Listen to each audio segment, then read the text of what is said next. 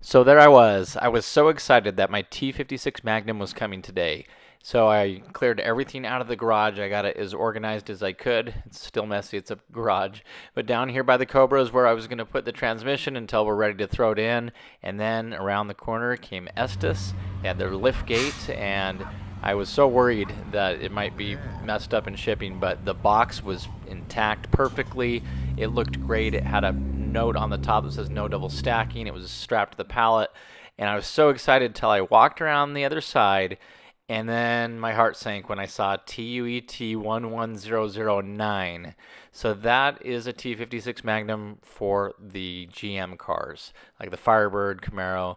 And so the one that we're looking for is the TUET11010. So they had even written it wrong on the invoice. I double checked my order, and I had checked that many times before I had even ordered it to make sure I was getting the exact right one with the right 266 first gear and everything like that. And so some simple mistake was made somewhere. And I'm in the warehouse business myself, so I know that these mistakes happen. And so it really wasn't the end of the world, but it was pretty upsetting because I was waiting all day, planning around it, and trying to be available for the delivery since it's a little different with the lift gate. So anyway, I just went upstairs and called and basically told them what happened.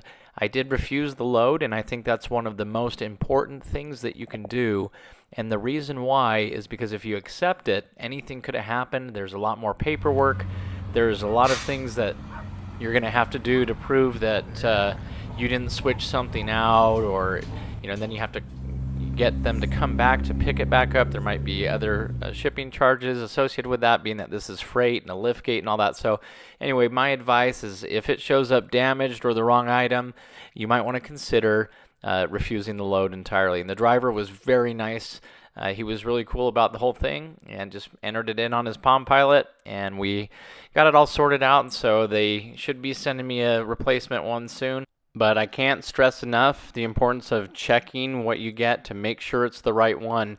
There's a lot of numbers there, so make sure you have your invoice ready and what you purchased and match it up, and you just make sure it's right before you accept it. But anyway, just wanted to give you guys an update and let you know what happened. So thanks for watching. Check the video description and got a whole playlist of other videos you can watch in the meantime. And if you're new to the channel, feel free to subscribe. Thanks, guys.